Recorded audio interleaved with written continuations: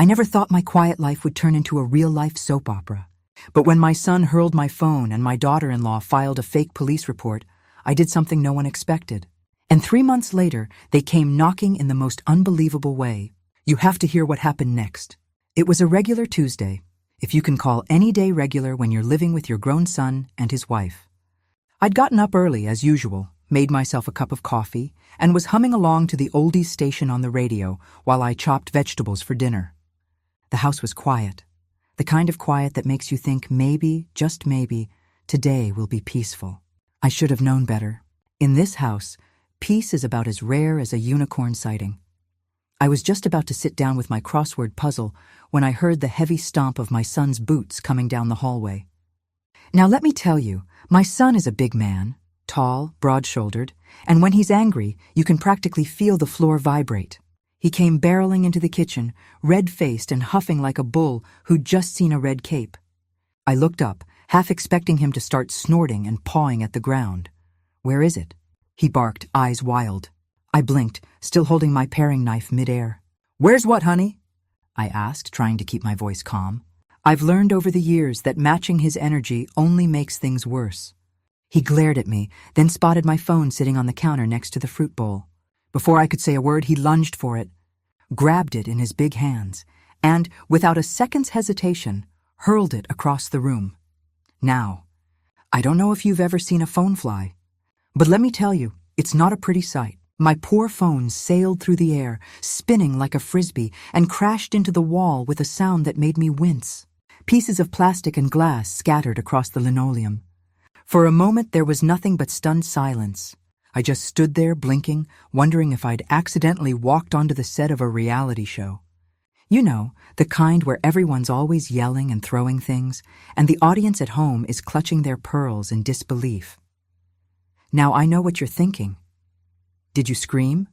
Did you cry? Nope. I just stood there, my heart pounding, but my face as calm as a pond on a windless day. I've been through enough in my life to know that sometimes the best thing you can do is nothing at all. Just let the storm pass and pick up the pieces later. But before I could even process what had just happened, my daughter-in-law came rushing in from the living room. Now let me tell you about my daughter-in-law. She's usually as sweet as pie, always baking cookies, offering to help with the laundry, and calling me Mom in that sing-song voice of hers. But on this particular Tuesday, she transformed right before my eyes. It was like watching a butterfly turn back into a caterpillar, except this caterpillar had a law degree and a flair for the dramatic. She took one look at the shattered phone, then at me, and her eyes narrowed. "What did you do?" she demanded, her voice sharp enough to cut through steel. I opened my mouth to answer, but she was already on the move. She scooped up what was left of my phone, cradling it like a wounded animal, and whipped out her own phone. "I'm calling the police," she announced, her voice trembling with righteous indignation. Now, I have to admit, for a split second, I thought she was joking. I mean, who calls the police over a broken phone? But she wasn't joking. She dialed 911, her fingers flying over the screen, and started telling the dispatcher that there had been a domestic incident. On me. Can you believe it? I almost laughed, but something in her eyes told me this was no laughing matter. As she spoke to the dispatcher, my son stood there, arms crossed, glaring at me like I was the villain in some made-for-TV movie. I could feel my blood pressure rising, but I forced myself to stay calm. I've always believed that you catch more flies with honey than with vinegar, and besides, I wasn't about to give them the satisfaction of seeing me lose my cool. The next few minutes were a blur. My daughter-in-law paced the kitchen, phone pressed to her ear, giving the dispatcher a play-by-play of the incident. My son muttered under his breath, shooting me dirty looks every few seconds. And me? I just stood there, hands folded in front of me, trying to remember if I'd paid the phone insurance bill last month. When she finally hung up, she turned to me with a look of triumph. "The police are on their way," she announced, as if she'd just won a gold medal in the Olympics. I nodded, refusing to let her see how rattled I was. I could feel the fear creeping in, that old familiar anxiety that comes when you know you're about to be accused of something you didn't do. But I pushed it down, straightened my shoulders, and told myself that I'd survived worse than this. As we waited for the police to arrive, I couldn't help but wonder how we'd gotten here. When did my own family become strangers? When did my home turn into a battleground? And most importantly, what was I going to do next? Little did I know, this was just the beginning. I wish I could say the police arrived with sirens blaring and lights flashing. But no, it was more like a slow roll into a circus. 2 officers, one young and fresh-faced, the other with a mustache that looked like it had seen more action than the rest of him, strolled up to the door. My daughter-in-law, bless her heart, met them on the porch with tears in her eyes and a performance that would have made Meryl Streep jealous. She clutched her phone, her unbroken phone, mind you, and started in on her story before the officers even had a chance to introduce themselves. I sat at the kitchen table, hands wrapped around my mug of tea, watching the whole thing unfold like I was the audience at a play I never auditioned for. My son, standing behind his wife, nodded solemnly at every word she said, as if he were the backup singer in a very dramatic duet. I could almost hear the invisible orchestra swelling in the background. She got angry, my daughter-in-law sniffled, and she threw her phone at the wall. It was terrifying. We just want to feel safe in our own home. She dabbed at her eyes with a tissue, and I had to bite the inside of my cheek to keep from rolling my eyes. The younger officer looked at me, his expression somewhere between skeptical and sympathetic. "Ma'am, can you tell us what happened?" he asked gently. I took a slow sip of my tea, letting the warmth calm my nerves. "Well, officer," I said, "I was in the kitchen, minding my own business, when my son came in and threw my phone at the wall. That's the truth. I didn't raise my voice. I didn't plead. I just stated the facts, plain and simple." The older officer scribbled something in his notebook, his mustache twitching. But my daughter-in-law wasn't done. She launched into a monologue about how I'd been acting erratic lately, how they'd been concerned for their safety, and how this was just the latest in a series of incidents. I almost choked on my tea. If I'd been any more erratic, I'd have been a statue. I haven't even raised my voice since 1992, let alone thrown a phone. The only thing I throw these days is a disapproving glance when someone leaves their socks on the living room floor. The officers asked a few more questions, took a look at the shattered phone, and then, here's the kicker, my daughter-in-law actually signed a police report. She wrote it all out, her neat handwriting filling the page with lies. She claimed I'd gotten violent, that I'd thrown the phone, that they were afraid for their lives. My son signed it too, his signature shaky, but they're all the same. I watched them, my heart pounding, wondering how we'd gotten to this point. How did my own family turn against me so easily? Was I really that much of a burden to them? Now I could have screamed. I could have thrown a fit, demanded justice, or begged the officers to see reason. But instead, I did something else. Something that would make even Judge Judy proud. I kept my mouth shut. I didn't argue. I didn't defend myself. I just sat there, sipping my tea, and let them dig their own hole. Because here's the thing. The truth has a way of coming out no matter how deep you try to bury it. The officers finished their paperwork and told me they'd be filing a report. They said there would be a follow-up, that someone from the department might call to ask more questions. My daughter-in-law nodded solemnly, her hand resting on my son's arm like she was the star of a soap opera. I thanked the officers for their time, even managed a small smile, and saw them to the door. As soon as they left, the house fell into an uneasy silence. My son and his wife retreated to their bedroom, whispering furiously behind closed doors. I could hear the rise and fall of their voices, the occasional thump of a fist against the wall. I sat at the kitchen table, staring at the broken pieces of my phone, and felt a wave of sadness wash over me. This wasn't how I'd imagined my golden years. I'd pictured laughter, family dinners, maybe a grandchild or two running around the backyard. Not police reports and accusations, but as I sat there, something inside me shifted. I realized I didn't have to play the victim. I didn't have to let their lies define me. Instead, I decided to get smart. I started documenting everything, every conversation, every strange look, every time they tried to twist the truth. I wrote it all down in a little notebook I kept tucked in my purse. I took photos of the damage, saved every text message, and even recorded a few conversations when things got heated. I wasn't going to let them gaslight me into doubting my own reality. And you know what? I started to feel a little bit powerful, Like maybe, just maybe, I could turn this whole mess around. I didn't know how yet, but I knew one thing for sure. I wasn't going down without a fight. Not a screaming, hair-pulling fight, but a quiet, determined one.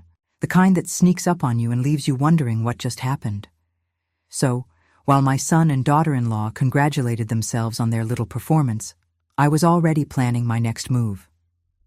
Because if there's one thing I've learned in all my years, it's that you never underestimate a woman with nothing left to lose and a really good notebook. After the police left and the dust settled, I sat in my room for a long time, staring at the ceiling and listening to the muffled voices of my son and daughter-in-law behind their closed door. I could have stormed in there, demanded an apology, or even packed my bags and left. But something inside me, maybe it was wisdom, maybe it was stubbornness, told me to do the opposite. Instead of fighting fire with fire, I went quiet. Not the kind of quiet that comes from defeat, but the kind that comes from planning. I didn't argue. I didn't defend myself. I just started paying attention, really paying attention, to everything that happened in that house. I bought myself a little notebook, the kind with a floral cover that looks innocent enough to anyone who might stumble across it. Every night, I'd sit on the edge of my bed and write down the day's events. Who said what, who did what, and most importantly, how they acted when they thought I wasn't looking. I started taking photos too, not of anything dramatic, just little things. The broken phone, the way my son's shoes were always left in the hallway, the pile of unopened mail on the counter. I even figured out how to use the voice recorder on my backup phone, tucking it into my pocket whenever a conversation started to feel tense. I wasn't sure what I'd do with all this information, but it felt good to have it, like armor. But I didn't stop there. No, I decided to take things a step further. I started being extra helpful around the house. You know, the kind of helpful that makes people nervous. Oh, you want me to take out the trash? Sure thing, honey, I'd say, with a smile so sweet it could give you a toothache.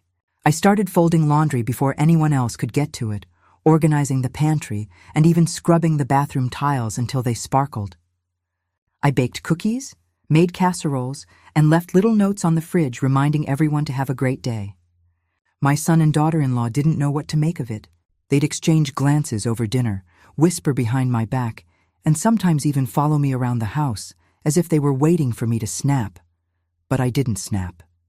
I just kept smiling, kept helping, and kept writing in my notebook every night. I could see the confusion growing in their eyes.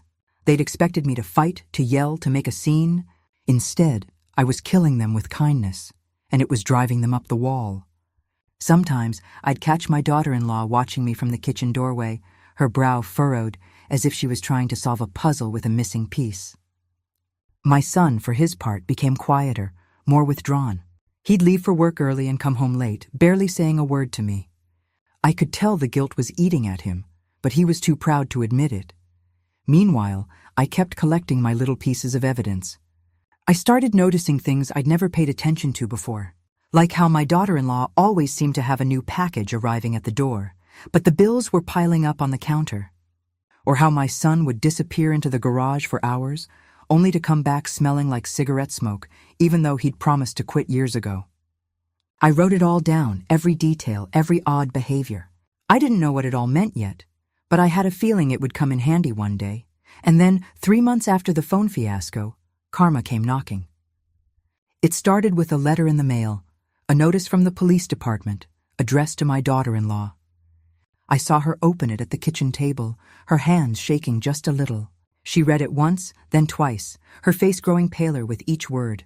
She stuffed the letter into her purse and tried to act normal, but I could see the panic in her eyes. That night, she and my son had a whispered argument in their bedroom, the kind where you can't make out the words, but you can feel the tension through the walls. The next morning, I found her in the driveway, knee-deep in trash bags, frantically sorting through old mail and receipts. She was muttering to herself, hair falling out of her ponytail, hands covered in coffee grounds and eggshells. I stood on the porch, coffee in hand, and watched her for a moment before calling out, "Lose something, dear?" She jumped, startled, and tried to laugh it off, but I could see the desperation in her eyes.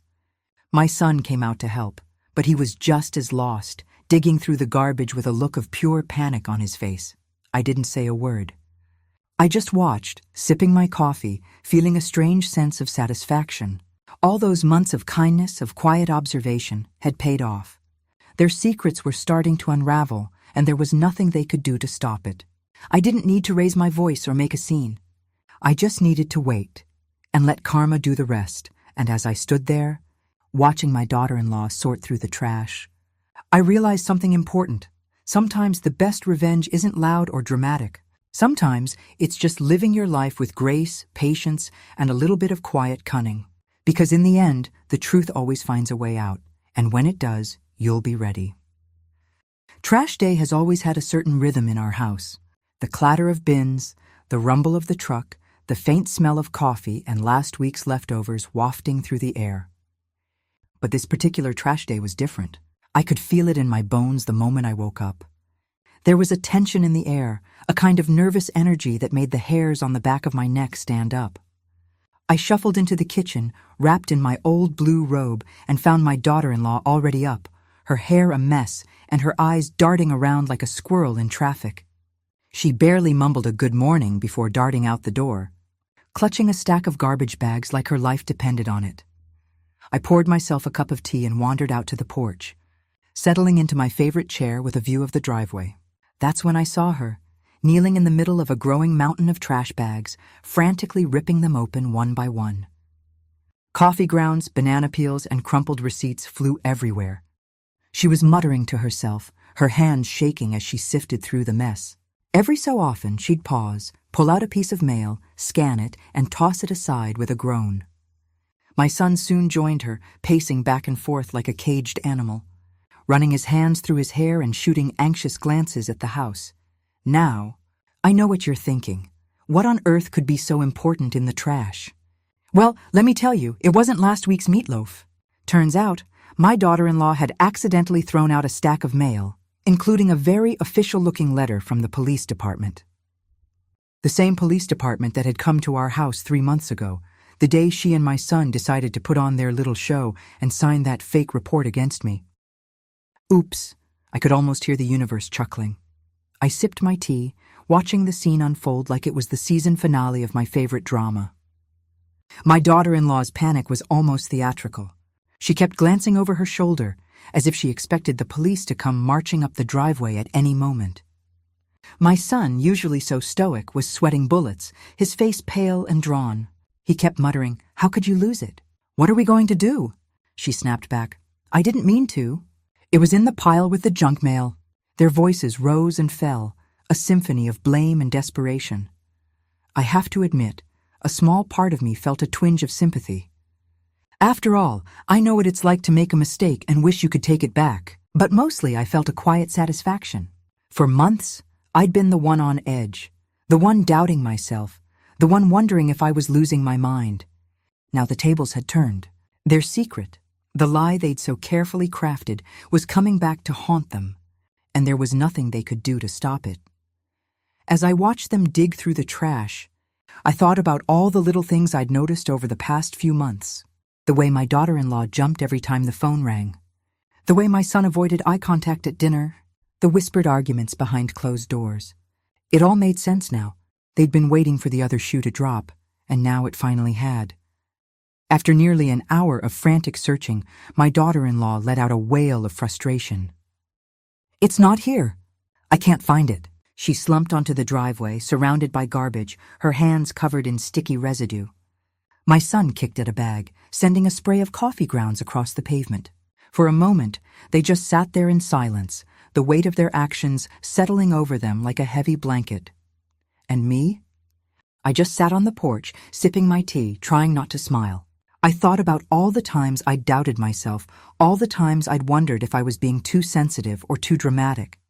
Turns out I was just paying attention. I was the only one in the house who hadn't lost her mind. As the trash truck finally rolled up, my daughter-in-law scrambled to her feet, waving her arms and begging the driver to wait. He just shrugged, clearly used to seeing all kinds of drama on his route, and started loading the bags into the compactor. With every bag that disappeared, I could see the hope draining from her face. My son slumped against the garage door, defeated. I took another sip of tea and thought, maybe I should start a YouTube channel. Trash Day Confessions, The Real Housewives of Suburbia. I could see it now. Me, sitting on the porch, dishing out advice and stories, helping other women navigate the wild world of family drama. Who says life after 50 has to be boring? As the last bag disappeared into the truck, my daughter-in-law turned to me, her eyes wide and pleading. "Did you see the letter, Mom? Did you pick it up?" I shook my head, keeping my face neutral. "Sorry, dear. I haven't seen a thing." She looked like she might cry, but I just smiled and patted her on the shoulder. "Maybe next time you'll be more careful with your mail." Inside, I felt lighter than I had in months. The truth had finally come out, not with a bang, but with the slow, steady unraveling of a lie. I didn't need to raise my voice or seek revenge. I just needed to be patient, to trust that karma would do its work. And as I watched my son and daughter-in-law slink back into the house, defeated and exhausted, I knew I'd done the right thing. So, if you ever find yourself doubting your instincts, remember this. Sometimes the best thing you can do is sit back, sip your tea, and let the trash take itself out. And if you enjoyed this story, don't forget to subscribe for more real-life tales from the front lines of family life. After all, you never know what's going to happen next, especially on Trash Day.